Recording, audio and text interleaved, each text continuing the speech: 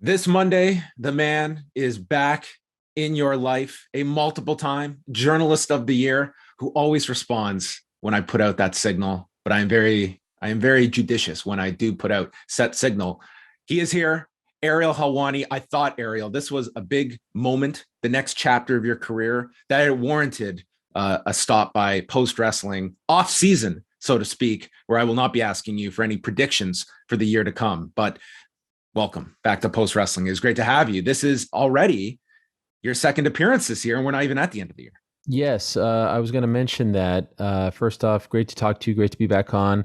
I was waiting for the invite because it felt apropos to stop by Post Wrestling. Obviously, big fan, and do that before the official start of the new era, the new chapter. You often like to say that you only bother me once a year to come on your program. Technically, I think this is the third time because I believe the prediction show was at the beginning of the year. You are correct. And then the April stop by, and now this. I mean, it seems as though we need to, rejigger that relationship, or at least the terms of the relationship. But I'm happy to be here, happy to be on.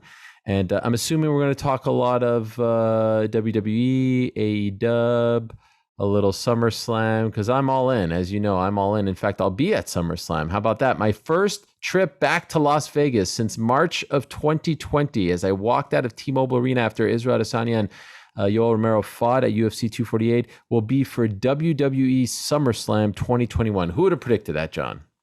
If you and I had been doing our prediction show at the beginning of the year, and I said, Ariel Helwani's next trip to Vegas, it's going to be one or the other, SummerSlam or Conor McGregor's next fight. I don't know how many people would have been predicting SummerSlam over McGregor, Dustin Poirier. No, I wouldn't have predicted it either. Did we talk about my employment situation on the prediction show? Because that would have been a fun one. It was not brought up because afterwards you said you made actually some comment about that privately to me, and then in April when you came on for the well heralded post podcast day, headlining our very first post podcast day, that is when I did, without knowledge of what was going on at the time, ask you that you're coming up on 3 years, and I did not know your contract was up, and you responded that this has actually been something that has been on my mind of late, and thus, I guess you were just in the midst of, like, where were you? Like, let's go back to, this was the first weekend of April when we had you on last. What's going on in the world of Ariel Helwani professionally?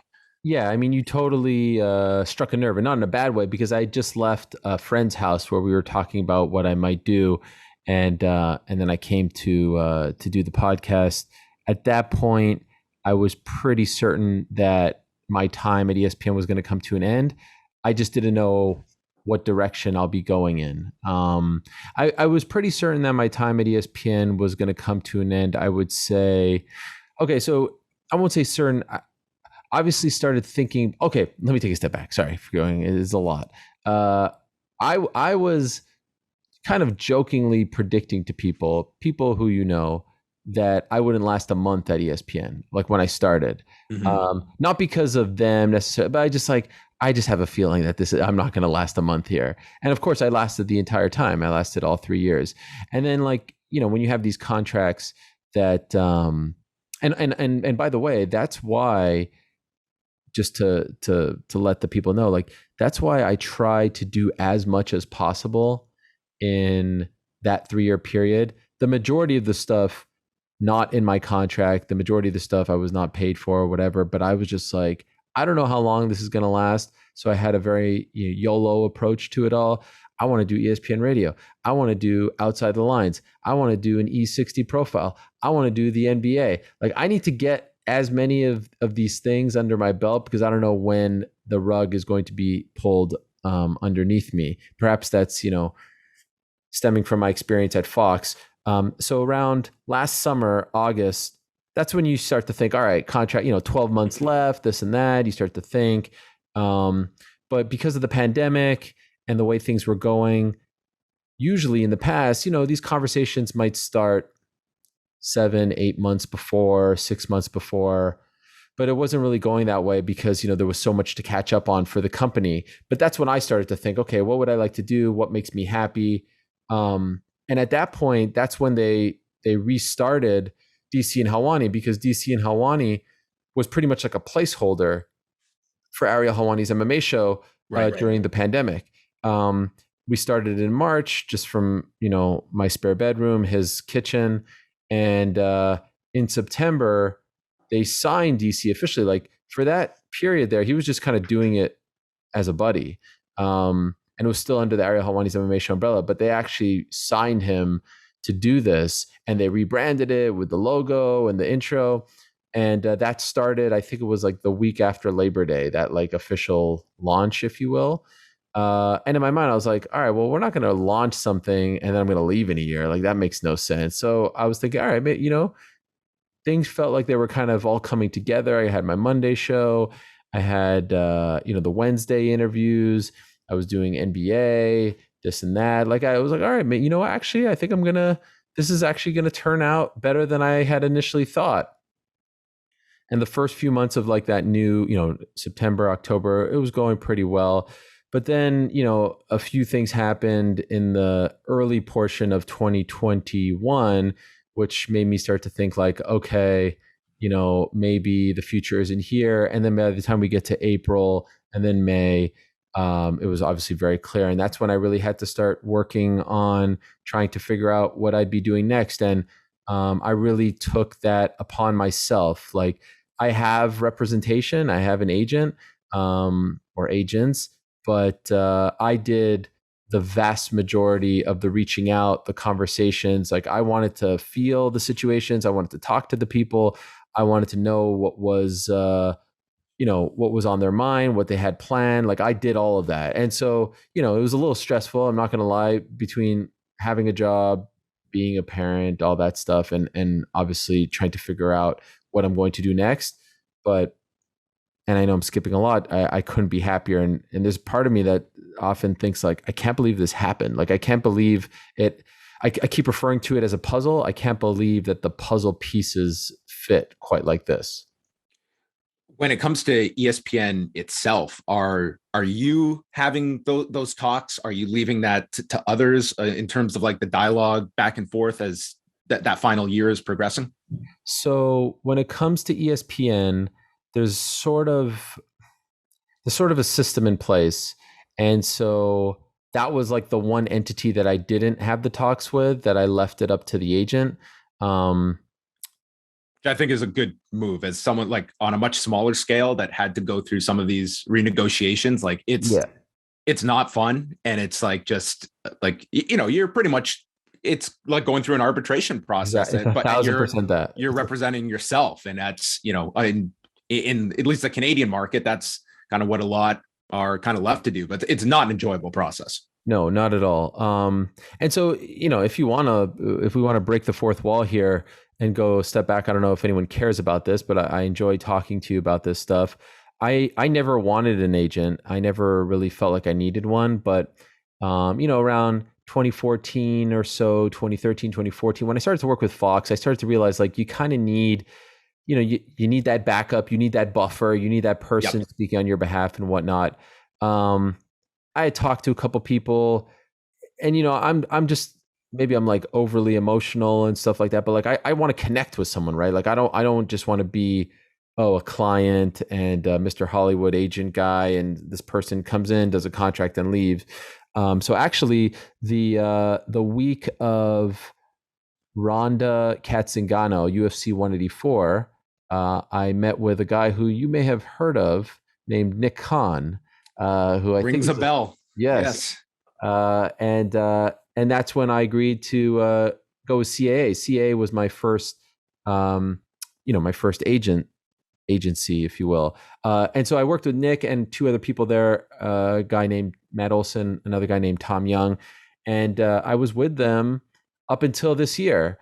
Nick obviously left to go to WWE in August. Well, is he in WWE now? Yeah. Oh, so he landed on his feet. Yes. What I liked about Nick was that, you meet sometimes people in the broadcast business and whatnot who are obviously well versed very well connected. He was the most connected in that world at the time, but don't know anything about fighting, don't know anything about MMA, don't know anything about boxing, certainly know nothing about wrestling. He knew we hit it off right away because he's a Vegas guy, Pacquiao, did some work with George. Like, he knew all this stuff. And so I thought that was super cool and would be beneficial to me.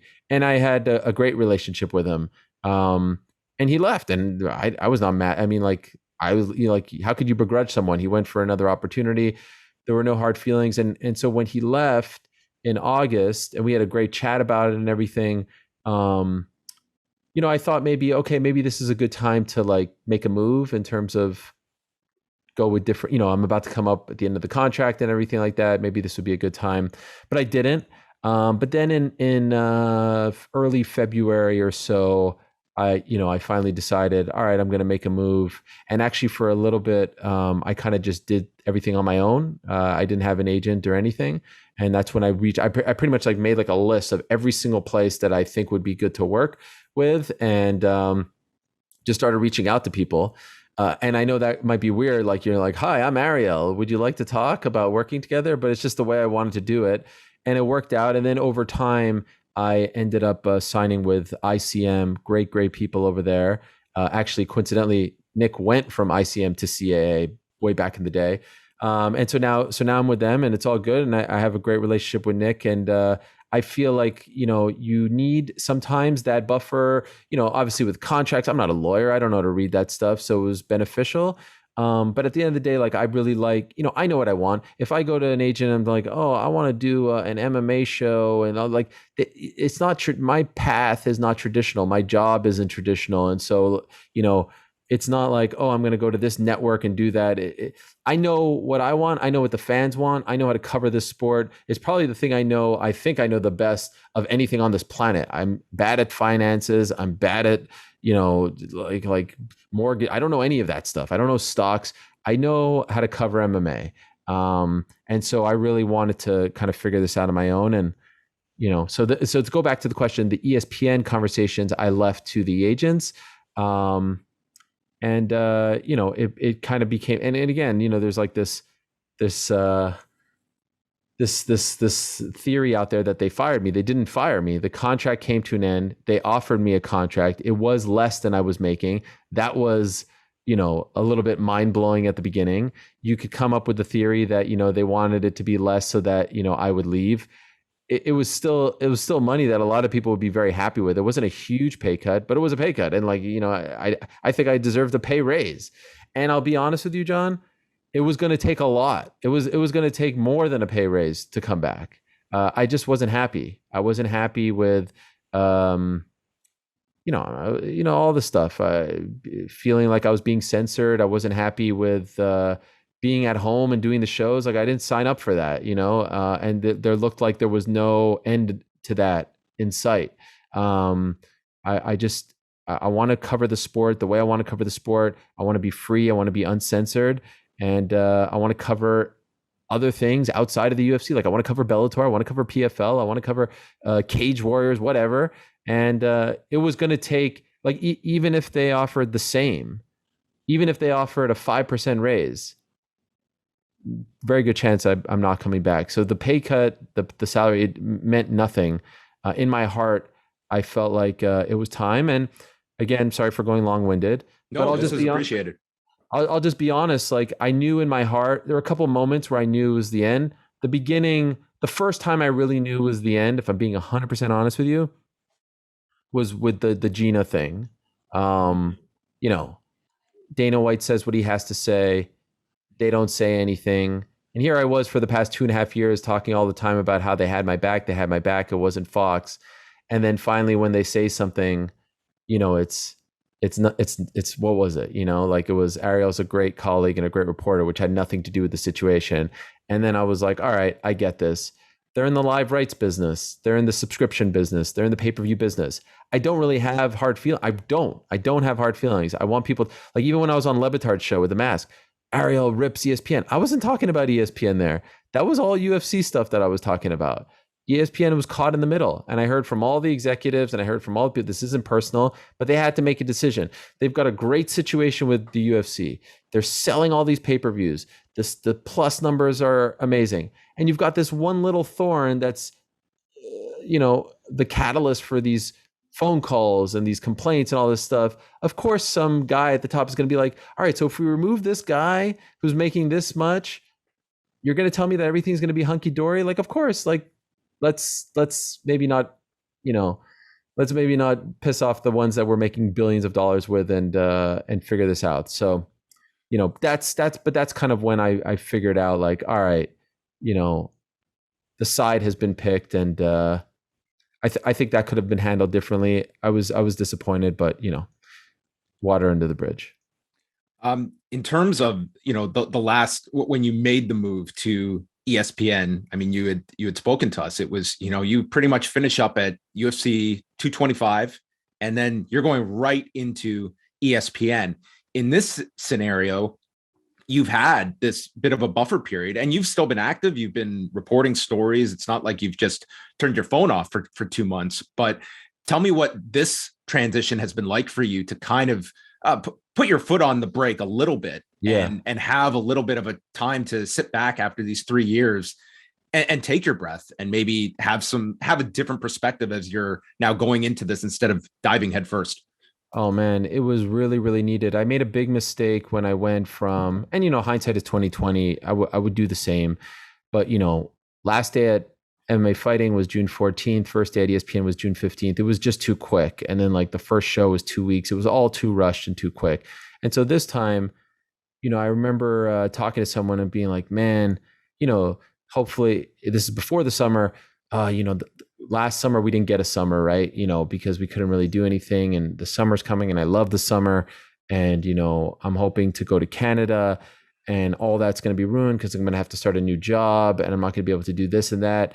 And then it occurred to me, I was like, just start when you're back, like go to Canada, do your trip, take a breath, and just go when you start. And to the credit of all the people that I'm working with now, like they were like, oh yeah, of course. No problem. Not one person. It came up like, oh, you think you could pop in for like the Connor fight to do a couple? I was like, yeah, of course. But other than that, I was like, take your time, man. I was like, wow, this is amazing. And I felt like I needed it after the past year, especially after like the few months leading up to the end at ESPN. It was just very, very stressful. And I really wanted to be able to go home and see my family with a clear head. Honestly, I would have loved to have turned off my phone. I just don't know how to do it. I would have loved to have not report on anything. I just don't know how to do it. But I obviously wasn't, like taking a break from booking guests and all that stuff. That's a huge weight off your shoulders. And it wasn't 100% of a break in the sense that like there's a lot of planning, right? Like there's planning for the return of the MMA Hour, the Spotify stuff. So like I was very much, there was at least multiple Zoom meetings a week and stuff like that, but it was different kind of stuff. It was exciting stuff. It was new chapter stuff. Also my own podcast stuff, trying to figure that out. So it's a lot going on, but definitely like the break from the beat of MMA and following everything and staying up and the events and all that was much needed, and definitely a good choice in my opinion on my part to take that break. And this wasn't a part of the plan, but it kind of something that I realized afterwards, leading up to now. I've not taken more than a week or two off since 2008. And so, yeah, distance makes the heart grow fonder, right? And now I get really nice messages from people like, oh man, I really miss you on Mondays. Please come back. Like I'm a fan of podcasts. We talk about this all the time. And if my favorite podcast went away for 2 months, that would be a bummer, especially in the sport where there's no off season. So it's nice to feel wanted and missed. And I think it kind of worked out really, really well. So I'm so grateful that they let me do that. I'm grateful that I did it. I'm thankful that it all worked out. And then getting to go home for a month, like it couldn't, this is like one of the best summers of my life just because of everything coincide. It could have gone in a totally different direction and not been good at all. But yeah, it really worked out. And I'm really, really happy that I was able to have that mental break. Yeah, I think that it was something I learned too, that when I left the Fight Network, it was almost instant into planning everything for post wrestling. And I was just so wired to be in this routine, like day to day. Like I'm going through all the news. I was like, I'm not even like putting this up on a site or anything. It's just like I wanted to be on top of everything. Yeah. And if I could go back, I certainly would have taken more than like I gave myself like a day or two to kind of just exhale, and then it was right into it. And I think that having a longer period of that, I think would have been beneficial for me, at least personally. Yeah, I would recommend it if you're able to do it, to anyone. You know, I always had a fear of like, if I go away, will people remember me? Will they just move on? I was like very afraid of that, especially in the early days. I have to be at everything. I have to do everything. And it was just great. I mean, I'll be on like the event on Saturday, the pay-per-view, like, you know, I was tuning in here and there, but I wasn't tweeting about it and stuff like that. And it was just kind of nice to not have to do anything for a pay-per-view. Mm-hmm. You know what I mean? Really, really nice. And the break of not booking guests, great. Very much enjoyed that. Not bothering people, enjoyed that. And now I'm going to get right back into it. But yeah, it couldn't have worked out better. And especially with it, like we hadn't gone anywhere. And then a few days after, you know, my last day at ESPN, like we just took a road trip to Boston for 5 days. And it's honestly one of the best weeks of my life. Like my kids didn't expect it. 4 hours away, walking around. Like it was so great. It was really, really great. So I thought that I would be like down. I thought that I would be sad. I thought that I would be anxious, all this stuff. And it couldn't have been, you know, it couldn't have been more of the opposite. It was just amazing. One parenting question I have for you Yes. is that myself and my wife, we are embarking on a road trip at the end of August. It is a 3.5-hour drive with a 4-year-old and 9-month-old. Easy. Crazy? No. Easy? Okay. We've done 7 hours to Montreal, and it ends up always being like 10 with all the stops. Your wife may have to sit in the back with the 9-month-old to entertain at times. That's almost a given, yes. Yeah. But by the way, 3.5-hour trip is not going to be 3.5 hours. Like I'd be shocked unless you're timing it during the nap or at a special time. You're going to have to stop, change diaper, bathroom, this and that. Like I would say, you tell me after 3.5 hours, I'm going to say 5.5 at minimum with the stops. This is the bit that's going to get picked up by all the sites. This is big. Everyone's going to run with this. This is the first one. This is the most significant road trip we have gone. Certainly with the 9-month-old, we have we have not gone on much vacation wise, just because of last year that was kind of out of the question, and we have not gone anywhere far. This is like our furthest that we're going to go. I mean, it's not crazy. We're not like leaving the province or anything. But 3.5 is nothing. I mean, if you time it well, it might just be one stop. I would be shocked if you don't make any stops. But this is actually like a constant debate with my wife because she likes to drag it out. Like she wants to stop here. We just drove back from Montreal. And if it was up to me, like we would eat in the car, you know, we'd pee in cups in the car and we would just go straight. Of course I'm joking about the peeing part, but she wants to stop, like, oh, there's a lake over here and there's an outlet over there. I'm like, geez, I just want to get to where I'm going.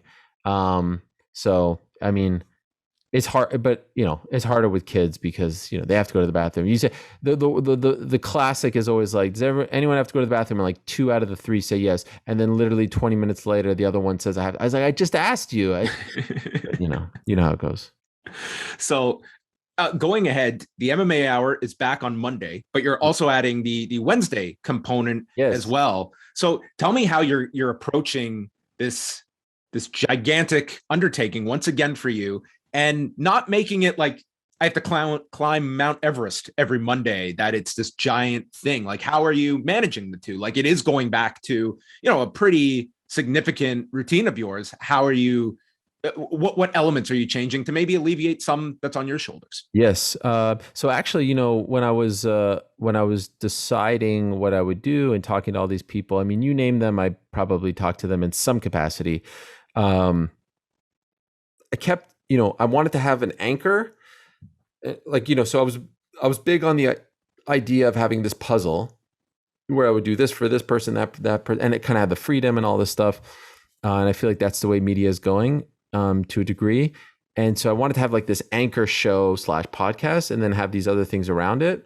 And for the anchor, I kept like trying to ask people questions and figure things out. And it was all what I had at MMA Fighting. All right, what's the studio? What's the personnel? What's the platform? Blah, blah, blah, blah. And then I just had like this epiphany. I was like, why don't I just go back to Vox? I love that studio. I helped design that studio. I only got to use it for a year. It was just perfect. It's in Manhattan. It's just, I love the vibe. I love everything about it. Why don't I just go back? I don't know if it was around. So I reached out to them.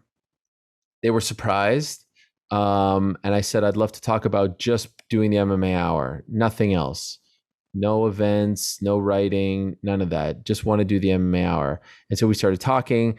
And then I threw out the idea, I'd like to do it twice a week, because I used to have to load the deck on Monday and it's super long. And then if you can't get someone on Monday, you got to wait a whole week, blah, blah, blah. So what if we do, instead of doing like 1 6-hour show or something like that, why don't we do 2.5, 3-hour shows, Monday, Wednesday, split it up, all that stuff. And they were very receptive to it, and it was great. So that ended up being the anchor. And so what I like about it is, I'm going to shoot for, I was just joking with someone else about this. Like I'm tempted on this coming Monday to have like 8 guests just to like load the deck, but I'm going to, practice restraint and shoot for 4 to 5 max every episode, make the interviews a little longer, make the show a little shorter. So 2.5 to 3, and then not have that. So let's say Cyril Gane wins on Saturday. He's flying home on Monday. I'm like, usually I'd be like, fuck, can we get you in the, oops, sorry for swearing. Rarity from Ariel Helwani. Look at that. Could we get you on, the airport, at the airport or something like that? And, I now can say, oh, well, we have a Wednesday show and you could just do that if that's easier for you. So I think it's going to be a lot better and a lot less stressful. And, Monday, a little bit look back, Wednesday, a little bit look ahead. Doesn't necessarily have to be that way, but I've always liked the idea of doing more than one. There was a brief period in the AOL days of the MMA Hour where it was Monday, Thursday. It maybe lasted 6 months. And then we kind of got away from it for whatever reason. So I really like it. And I got to go back in the studio this past Monday, and it was just so nice to be back in there with all the stuff up and everything. So yeah, I can't wait. I thought I'd be dreading oh my God, I have to start booking people again.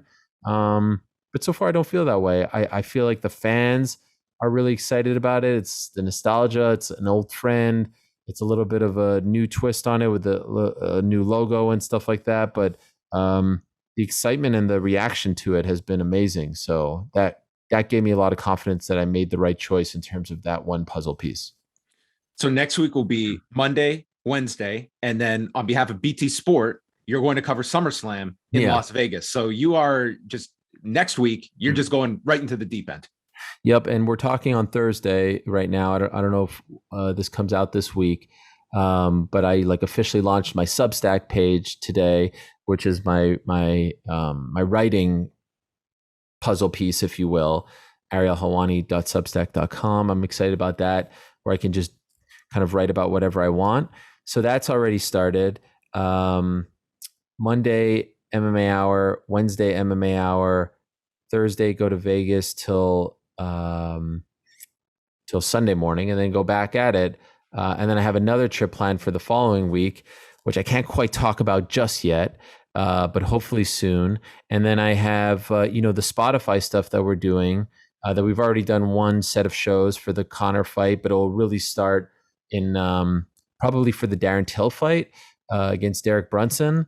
And so I'm really excited about that. And then I have my own personal show, the Ariel Helwani show, that I'll be doing on my own YouTube channel, the Ariel Helwani YouTube channel. And the podcast feed is already up, so you can subscribe and follow right now. Dude, are you aware that when you made your announcement of all your plans coming up, you have, since that announcement, your YouTube channel has jumped like 23,000 subscribers? That is surprising to me because I've really added nothing to the page. You had a video that was like, "Is this thing on?" Yeah, and it turns out, yes, it's very much on. Like you've topped 100K, just with the promise that, hey, I've remembered this channel and I will be using it again. And on a personal note, to just slightly digress, your YouTube channel, this was a revelation for me last year when I was doing that Silva Sonnen retrospective audio thing. Was like that. a great history of MMA is that channel. Like you Yeah. have every event labeled, and I go back to UFC 117, and I've got the pre-fight interviews, I've got the post-fight It's like the story of UFC 117 is there. Yeah, it's wild because, when I started my career, no one had YouTube channels. And so when I was working for Fan House, they're like, "Oh, you have YouTube? We'll just put the videos on yours." Mm-hmm. And so I had this. It's amazing that all of that lives there all for there. you. And I'm just so glad that you left the channel for this time, and now you can, It's refocus great. on it. Yeah, I mean, because usually you start your own channel, you're starting with two subscribers, 1,000 subscribers. So yes, I think when I dusted it off, it was at like 80 or 82 or something like that, and that's a great starting point. And even I posted the video that I reposted the video that I posted on Instagram about me leaving ESPN and then where I was going, and it's shot vertically, and people were like, "Oh, you idiot! Why would you do it?" It's because I did that for Instagram, and then it just occurred to me, I was like, "Oh, why don't I just throw this up on my YouTube to get it rolling?" And even from that, like I can't, because I've never really done it, and when I was I didn't touch that YouTube channel for 10 years. And so when I was doing it, there was no like Google AdSense and stuff like that. And like all of a sudden I got like a check, nothing crazy, but I was like, wow, I can get paid for this too. This is great. And that's not why I did it. I don't, it's maybe Jacob Volkman gets a cut. Yeah. That was your interview clip that made the Tonight Show. Yes. The Obama clip. The spirit of that YouTube channel, which is honestly one of the most exciting things that I'm about to do, is very much, I know you'll appreciate this, in the spirit of what Jerry Park was, which is, I don't care if 1 million people go to those shows or 5 people. To me, that is just going to be my personal little playground to talk to people that don't fit in the MMA silo. That, sometimes I would have these guests on my show, like, I don't know, Travis Barker, like the celebrities, Action Bronson. And I would always have to wedge in the MMA talk because it's an MMA show. Now I just want to talk to them about life. I want to talk to them about interesting things. I want to talk to authors and musicians and comedians. Like, I'm really excited to book those guests, different people that I always want, and that's where I'll do like a little pro wrestling stuff as well, boxing stuff, NBA stuff, just a hodgepodge of things. And if you like my style of interviewing, hopefully, even if you're not interested in Mr. X, you'll take the leap and check it out as well. We'll see how it goes. It could be a bust, but I'm very, very excited about it. And it's great to have that, that cushion of 100 or whatever subscribers right off the bat. Yeah. For my interest, like I'm most intrigued to see the success you find, like with the Substack and YouTube. Like that's your own thing, and I think you're going to be really amazed with. I think you're going to direct a lot of your audience to those things that I just think you're going to have like just a personal connection with a lot of these people, because you're really starting like the Substack. You're starting that from the ground up, and I think that like when you are in terms of like just, you have a big breaking news story. Like, is Twitter still going to be like, where's your, like, what are you doing when you have a big story like that? Is it going to depend? Do you? No, I'll go to, no, it's actually perfect. Like, people have asked me like, how are you going to decide? It all fits perfectly. MMA interviews, studio show, podcast, MMA Hour, right? If George St. Pierre comes to me and is like, I want to announce that I'm coming back to MMA, right? To the UFC. Cool. Come on the show on Monday, right? That's a perfect place for it. Now, afterwards, I can write some thoughts about it on my Substack, but in terms of like the interview, that's the place for it, right?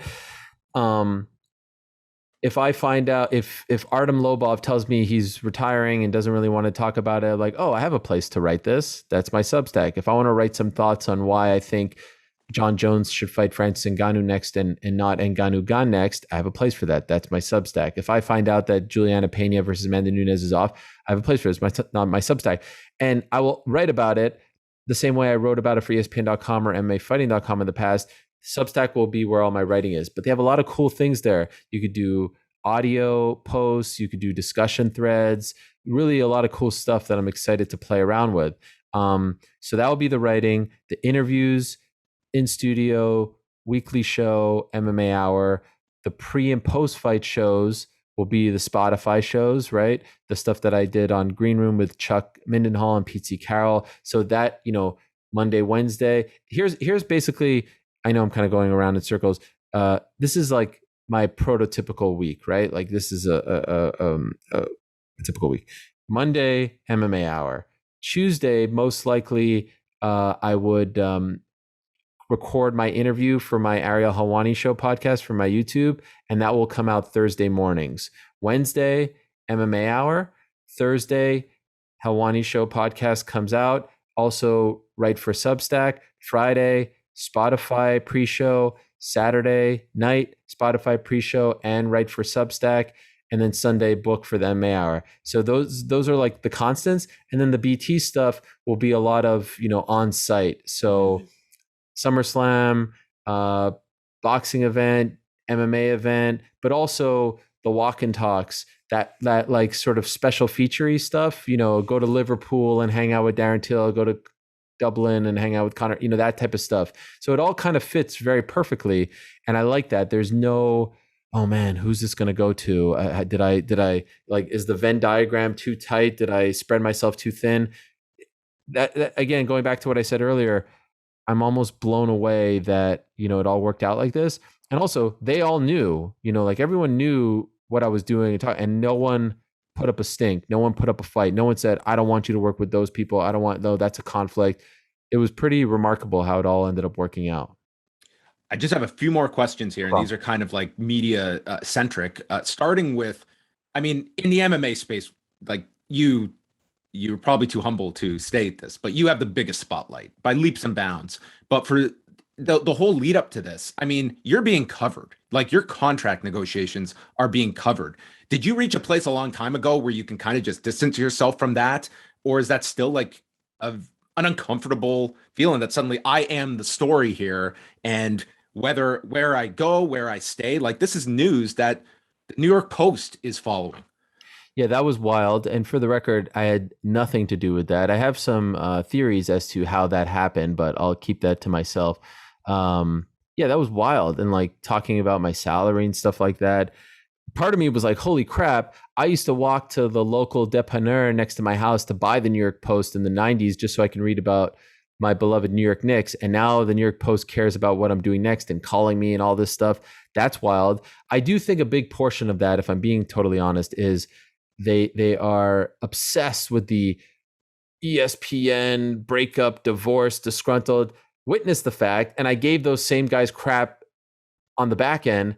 Oh, you guys were so interested in me leaving ESPN and like the coming to the end of the era and the divorce and the pay cut and all this stuff.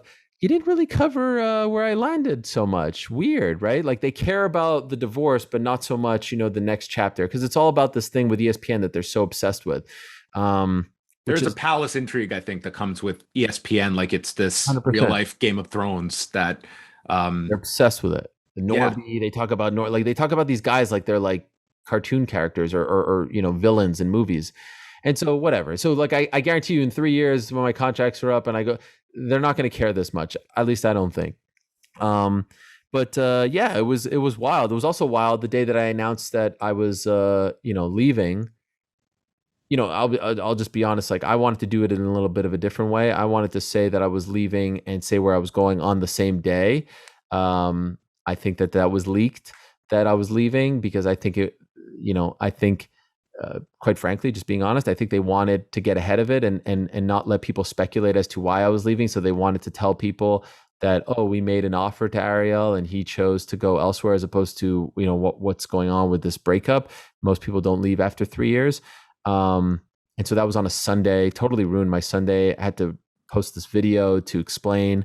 And then even like later that day, a few of the outlets wrote that I was going somewhere else, which I wasn't going to. And that was weird, that they got that completely wrong. But I guess it diverted everyone's attention because no one saw, MMA fighting and all that, BT and all that coming from a mile away. So that was fine with me. But yeah, it was a little bit weird. And, my friends would hit me up and my parents and all that stuff. But, that stuff doesn't bother me as much. It's more the stuff like, people talking about my career, like I can't believe, and I know this thing is going to take a life of its own over years and for years. Like, I just can't believe that the UFC 199 thing continues to be retold in a 100% inaccurate way. Like I saw someone do a little rant on this recently, saying that, the reason why the UFC doesn't like Ariel is because he was told backstage that Brock Lesnar was coming back and then there'll be an announcement. And then he went and wrote it up. And, he broke that agreement. That never happened. That's well, let's be honest. A huge voice on a massive podcast put that out there. Yeah, and it's 100% it was inaccurate. Brendan Schaub is 100% inaccurate. And trust me, I was actually referring to Joe Rogan, but there you go. Well, Brendan Schaub gets his cues from Joe Rogan.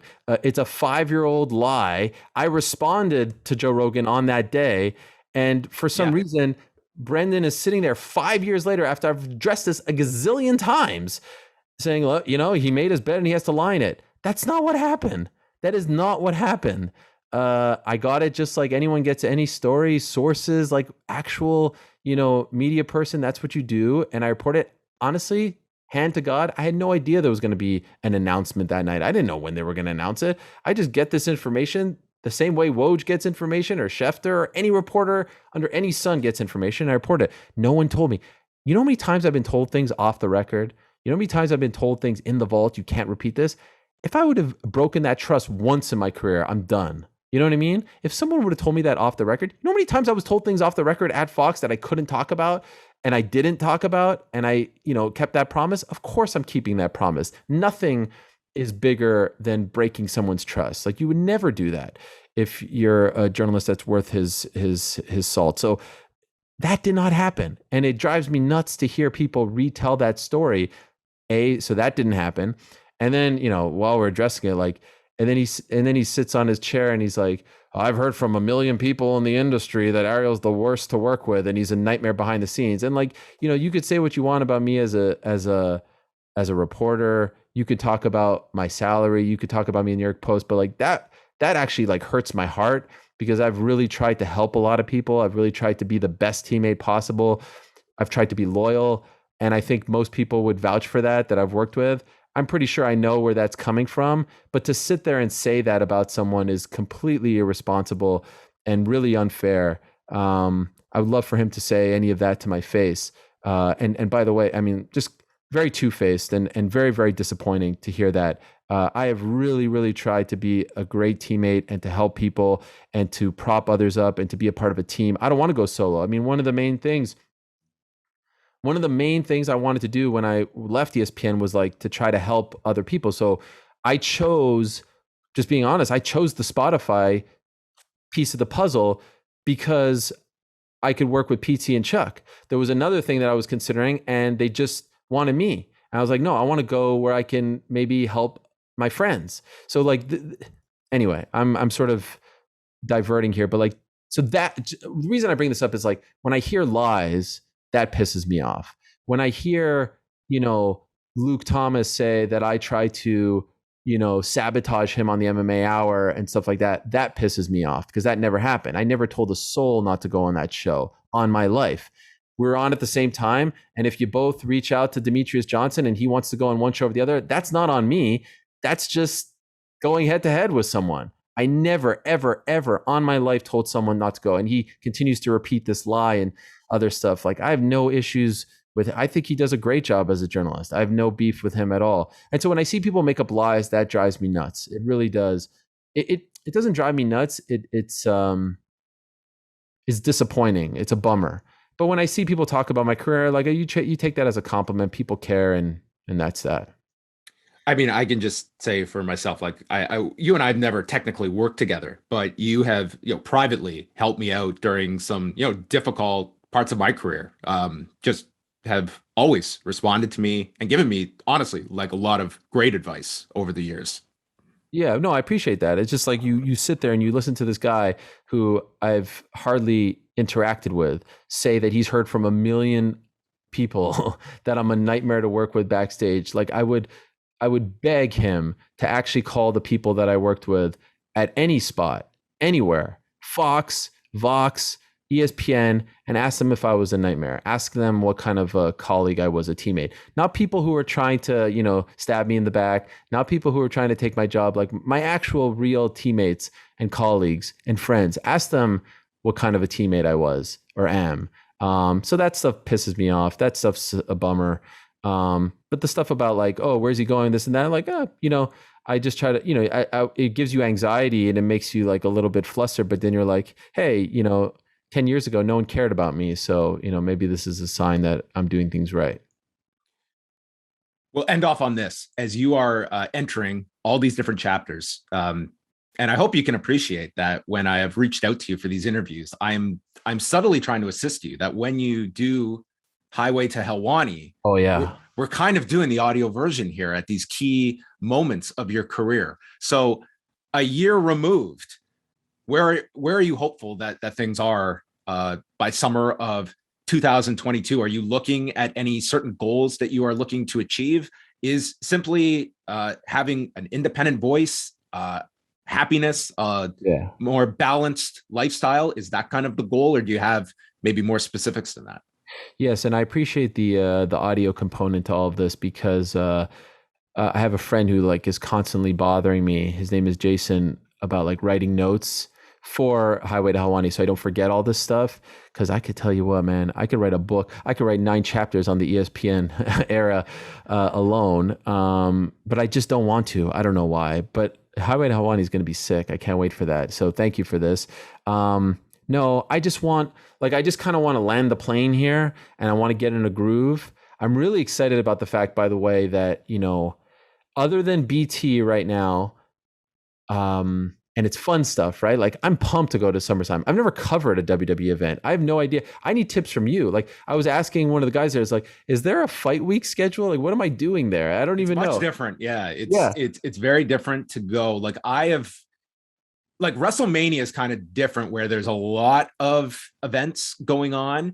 But the thing for me always with like a WrestleMania was you're there in the press box, but it's not like you have access, right? It's unless like ESPN was on site there and they'd have the talent funneling in. But media, it's like you're just there to pretty much do your work and watch the show. And over the years, I was kind of like, I don't know if I'm getting as much, like there's the live element to being here, but in terms of like actual interviews and stuff like that, I mean, it's completely different than, being on site for a UFC event. Yeah. And I think they've dabbled with the press conference, but I think they like did a pre-event, which makes no sense to me. I would say like I've enjoyed when you guys went to WrestleMania and you do like the daily shows, you're in your car or whatever. So I think there's an element, there's a benefit to that. You're on site, you're running into people. Maybe I'm wrong, but like I feel like it's more about the pre-fight or the pre-event than the post-event for those. Like, I know they'll have some sort of media availability. I don't know what to expect, but I'm excited. It'll be nice to be back in Vegas. A little bit worried about the rise of cases and all that, but I'm going to be very careful. And I just so other than the BT stuff that I'm doing, there's not a lot of travel, which I'm very excited about. I don't feel like I need to be at every event like I was, in the past. I think that I could do better work at times away. And I'm just hoping that, it all kind of fits and MMA Hour is back to where it was. And I'm pretty confident in that. And just like everything just kind of hums along, right? Like it all just kind of feels good. And then you hit that word. Like, I just want to be happy. I just, that was the main thing towards the end of my time at ESPN. Like, I just want to work with people who are friends, who have my back and I'll have their back. And we're all just enjoying the job. Like, we get to cover MMA for the most part for a living. Like, this is a crazy world. This is an amazing job. There should not be stress and anxiety. Of course, like day to day, there's always stuff, but like, this should be fun. This should be a joy. And I just want to get back to that. And I want to get back to doing shows without literal and figurative voices in my head not telling me about, don't say this, don't say that. Don't, like, you know what that's like to do a show like that? Don't talk about this, don't talk about that. This has to come out because you said that. Like, that's not what I signed up for. So I'm excited about sitting in front of a microphone in an actual studio, no longer on Zoom, and saying what I want. And when I say what I want, I don't mean, being careless. I don't mean being unfair. That's never been me, but just talking about whatever I want and not worrying about that stuff being edited or that stuff, getting a call later. Oh, you upset. Like, just want to do the job. I just want to cover the sport like everyone else covers this. There's no price you can put on that, Ariel, of just having the ability that you are not in need of anyone. Like it's that's you can put no price on that at all. Yeah. So I obviously wish you all the best entering into this next chapter. It all begins Monday, 1 Eastern, back at MMAfighting.com. It's going to be a quite the visual to see Ariel opening up the show in that studio. We got the promo tease, but it all drops on Monday. And of course, you can follow his YouTube channel that is growing at an absurd rate. God knows what brand new interviews are going to bring to it, because it's already growing pretty well right now by just giving us updates on your life. Then you've got you're going to be doing podcasts with The Ringer on Spotify. You can check that out. BT Sport coverage for SummerSlam. Yes. It's all coming together. Okay, I'll ask you prediction. Yes. Prediction. Who do you predict will be on the first episode of the MMA Hour? Okay. Yeah. Give me 4 names. 4 names. And honestly, like you want to, like you don't want to say LeBron James, right? Like it has to be. No, I'm going to just throw out 4, and I have absolutely no knowledge of this. Of course. I'm going to say Francis Ngannou. Okay. I am going to say,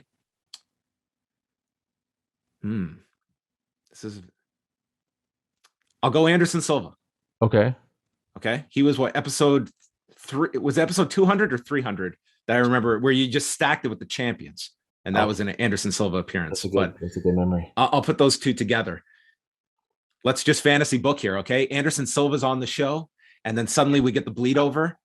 Anderson, say hello to George St. Pierre, who we're about to go to right now. That's good. Silva versus George St. Pierre, the fight we never got. It happens on the MMA Hour. And then we're going to round it out with Nick Khan to preview SummerSlam this Saturday in his home of Las Vegas, Nevada. That's a great show. All right. We'll find out. Okay. Monday, August 16th. And shout out to the great Robert. Are we going to get the guest lineup? Are we going to get the traditional Sunday guest drop lineup on Twitter? Okay. Oh, you know what? You were asking me about like less stress. One thing that I'll be doing that will take off. Eliminate that? No. So it will be the morning of now. It will be Monday morning, Wednesday morning. Why? Because I used to put all this pressure on myself to have it done by Sunday at 2 or 3. I'm like, there's still like 9 hours in the day. Why do I have to have this out by Sunday? So Monday morning, Wednesday morning. So you wake up, you'll know who's on the show, and it won't just be me tweeting the names. Our good mutual friend, the great, the inimitable, the often imitated, never duplicated, Roberts Pearson, going to be in that process. Robert Pearson, I say, post wrestling's own Robert Pearson. Yes. I mean, I think he's everyone's own at this point. I mean, the guy is just the invisible hand when it comes to wrestling. He's the Al Heyman of podcasts. Yes. He's the Al Heyman of podcast. But I'm such a bad dude that when I left ESPN, I left him in the dust.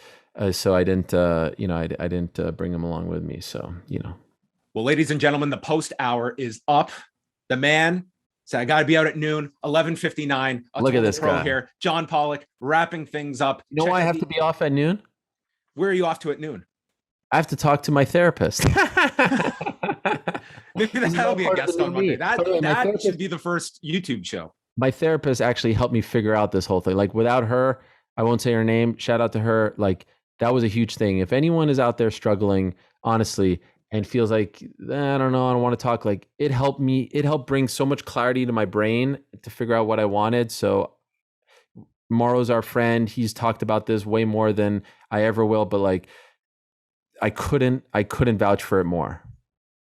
That is a tremendous message to end things off with. Ariel, thank you so much. You're always just so gracious with your time coming to chat with us, even though I am overusing my privileges in 2021. It's been one of those years. It's been a big year for Ariel Helwani, and big things to come. I'll talk to you in January.